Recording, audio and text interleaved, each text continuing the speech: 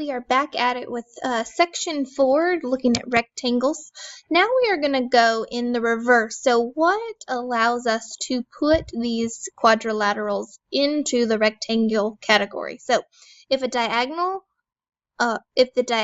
of the parallelogram are congruent. So if we see that WY is congruent to XZ, if we know that, then we can say that the parallelogram is considered a rectangle. So if you see diagonals are congruent, we know that it is a rectangle.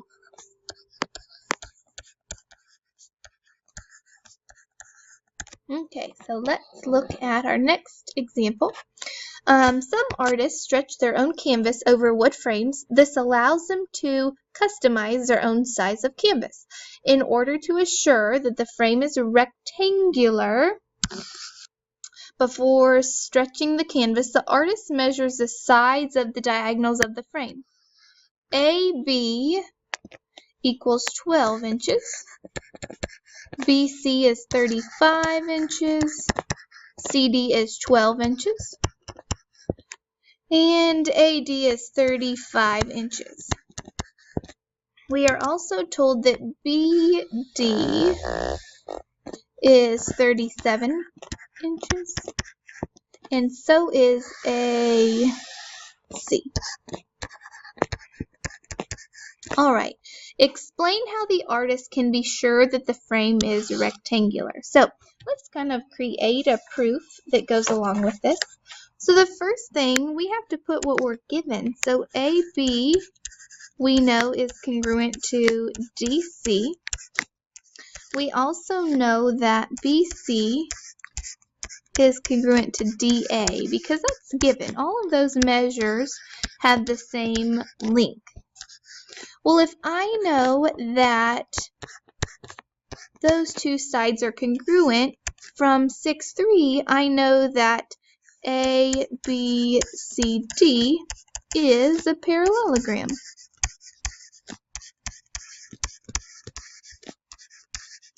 And I know that because, remember, I can prove it's a parallelogram when opposite sides are congruent. All right, so if I know it's a parallelogram, well, I'm also given that BC is congruent to AC, which are my diagonals. Well, if my diagonals of a parallelogram are congruent, well, of course I can say now that ABCD, the parallelogram, is, now I can consider it a rectangle. And that's because the diagonals are congruent, or you can also say because of theorem 613.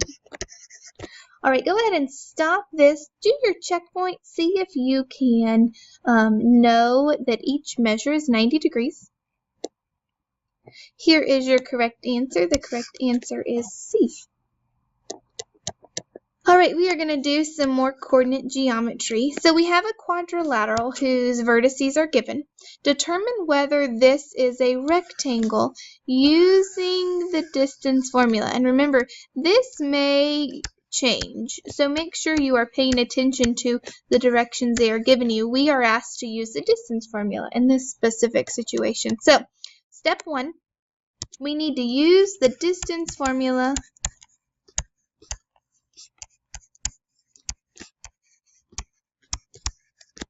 to determine whether it's a parallelogram. So we first have to know that.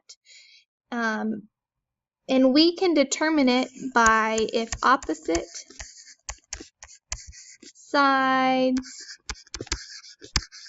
are congruent. And that's where the distance formula is going to come in. So remember, the distance formula, we have to do it 4 times. We know we love the distance formula. And remember, the distance formula is the square root of x2 minus x1 quantity squared plus y2 minus y1 quantity squared. So go ahead and do all 4 of your distance formulas for each of these sides, does JK, is it congruent to LM? And is JM congruent to KL? Go ahead and stop this video and find that information.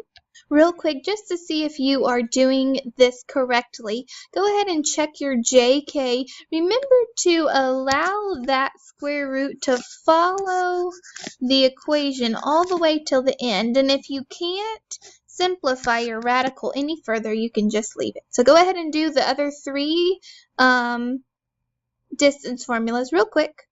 All right, back with the distance formulas. Notice that when you put the distance formulas together, JK, which is this segment, is square root of 10. And when I did all of my math, ML was also the square root of 10. So I know those two sides are congruent. And then as I go to the other two sides, JM I found was the square root of 40, and I could have simplified that, but I also found that KL was also the square root of 40. So with all of those two pairs of sides being congruent, because both sets of opposite sides are congruent,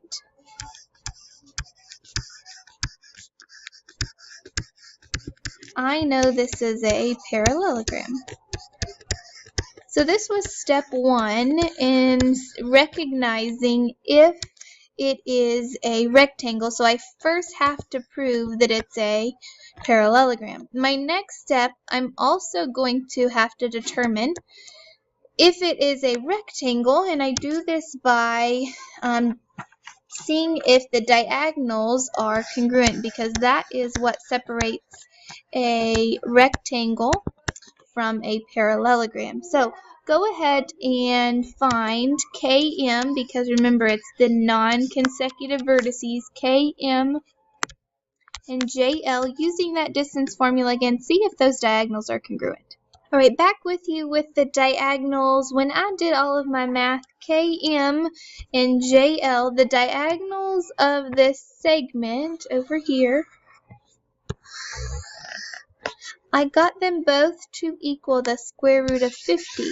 And since the diagonals are congruent, and it is a parallelogram, because right up here we said it's a parallelogram, if a parallelogram's diagonals are congruent, then this parallelogram now jumps to be a rectangle. Right, go ahead and stop this lesson. Try the next two checkpoints. Here is your first checkpoint, knowing that yes, that is a parallelogram. And the next one, yes, that is a rectangle, because again, remember those diagonals are again congruent. So let's just review a little bit. What makes a quadrilateral a rectangle? Well, we know a quadrilateral is a four-sided polygon.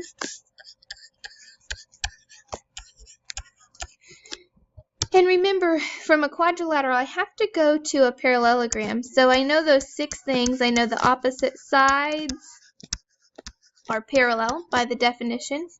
I know opposite sides are congruent. I also know that opposite angles are congruent. The fourth thing, I know that consecutive angles are supplementary. They add up to be 180 degrees. I also know, specific to a parallelogram, that the diagonals bisect each other.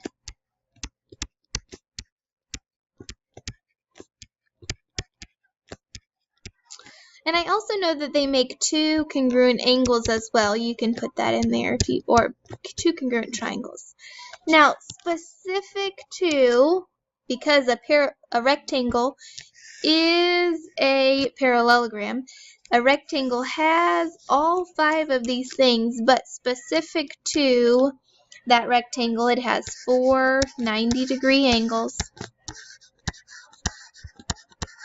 And the big thing that sets it apart is the diagonals are congruent. All right, that completes section number 4. Hope you enjoyed it. Hope you learned something new. We'll see you next time.